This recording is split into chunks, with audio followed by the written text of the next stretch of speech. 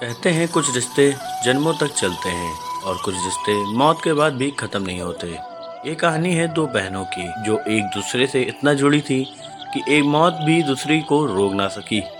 और फिर कुछ हुआ ऐसा कि एक ऐसा खेल जिसमें हंसी नहीं सिर्फ चीखें गूंजती थी।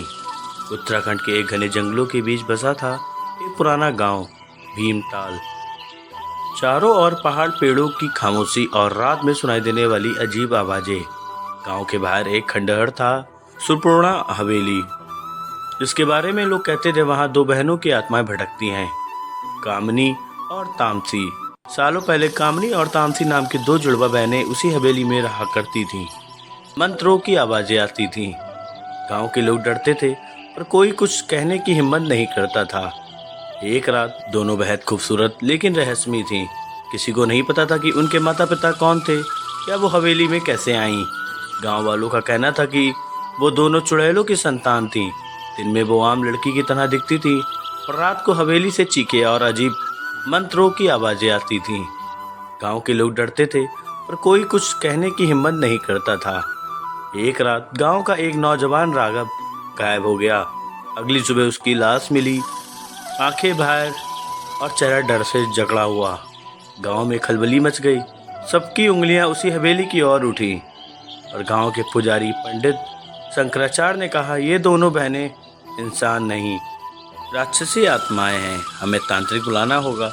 लेकिन कुछ लोगों ने विरोध किया क्योंकि कामनी और तामसी दिन में बहुत शांत और मिलनसार थीं। कामनी को तामसी से बेहद लगाव था।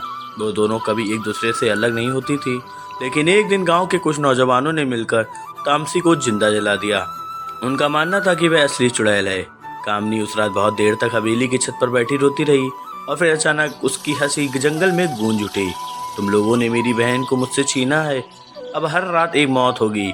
उसके बाद जो हुआ वो किसी बुरे सपने से कम नहीं था। हर रात एक घर से किसी की लाश जरूर निकलती, कभी बच्चों की, कभी बूढ़ों की। मरने वाला हमेशा यही कहता। तामसी आई थी, उसने बुलाया था, उसने कहा बहन को लाओ। गांव में भय का माहौल फैल गया।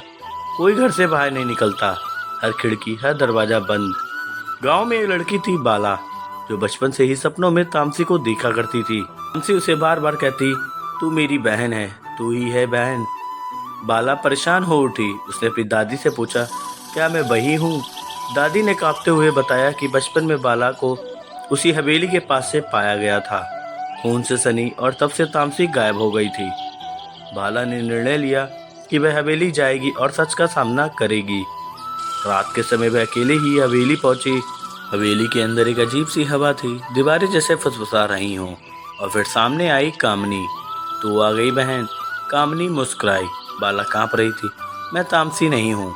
कामनी ने उसकी आंखों में देखा और बाला की आंखों में अतीत की झलकें दिखने लगी। कैसे तामसी को जलाया गया, कैसे वह चीखती रही और कैसे बाला बचपन में उस आत्मा के प्रभाव में आ गई थी। हवेली में जैसे ही बाला ने स्वीकार किया कि उसका दिल तामसी जैसा है और एक परछाई उभरी, तामसी की आत्मा। कामनी और तामसी एक साथ गूंजी, अब हम पूरी हैं, अब ये गांव अधूरा रहेगा। हवेली से एक तेज चीख निकली और पूरे गांव की बत्तियां बुझ गईं। अगली सुबह गांव के लोग जागे पर अब गांव वैसा नहीं था। अब हर घर में अजीब हरकतें होने लगीं। छत से उल्टी लटकती परछाइयाँ, बंद खिड़कियों से आती हंसी और सपनों में आती दो बहनों की आवाज़। हमारी कहानी अभी बाकी है। सालों बाद भी सुरपूर्णा हवेली में वैसा ही है, वीरान पर जिंदा। जो भी वहां जाता है उसकी आंखें कहती हैं, मैंने उन्हें देखा, कामनी और तामसी को एक साथ, और अब वो मेरे अंदर हैं। क्योंकि कुछ रिश्ते मौत के बाद भी खत्म नहीं होते और कुछ बहनें सिर्फ खून की प्यास से जिंदा रहती हैं।